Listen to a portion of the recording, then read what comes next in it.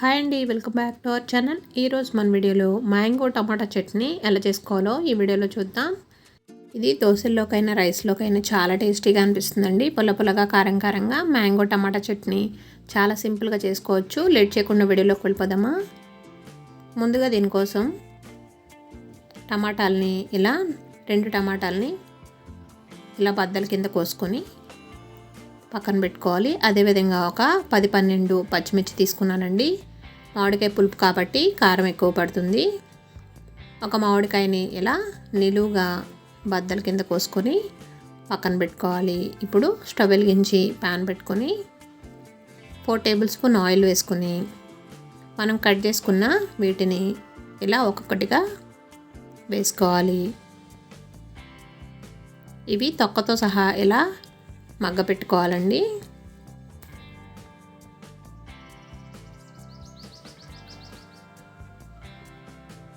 టమాటాలు కూడా ఇందులోనే వేసేసుకుంటున్నాను. పచ్చిమిరకాయలు కూడా ఇందులోనే వేసేసుకోవాలండి. మొత్తం అన్నింటినీ ఈ విధంగా మగ్గ పెట్టుకోవాలి.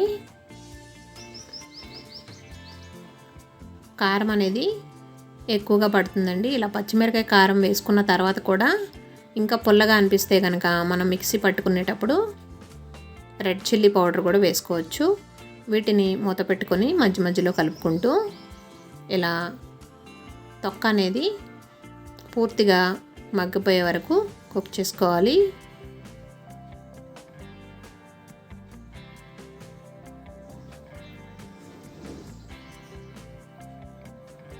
మామిడికాయ చాలా తొందరగా మగ్గిపోతుందండి. పులుపైనా కానీ చాలా తొందరగా మగ్గిపోతుంది.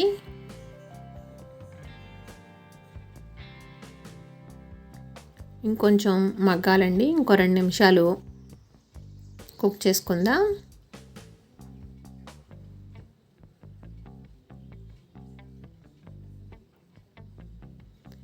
పుల్లగా తినాలనిపిస్తే కనుక ఇలా మామిడికాయ టమాటా చట్నీ మాత్రం చాలా బాగుంటుంది.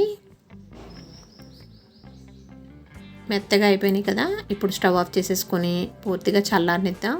చల్లారిన తర్వాత ఈ పైన టమాటా పీల్ అనేది తీసేసుకుందాం. టమాటా పీల్ కానీ మ్యాంగో పీల్ కానీ తీసేసుకోవాలండి. తీసేసుకొని గుజ్జు మాత్రమే మనం పచ్చడి చేసుకోవాలి.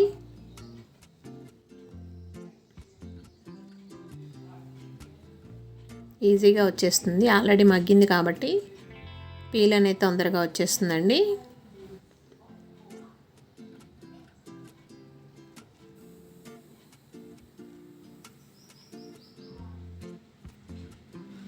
ఇలా తీసేసుకున్న వీటిని మిక్సీ జార్ తీసుకొని మిక్సీ పట్టుకుందాం. నేను దోశల్లోకి చేసుకుంటున్నాను కాబట్టి కొంచెం మెత్తగానే వేసుకుంటున్నాను.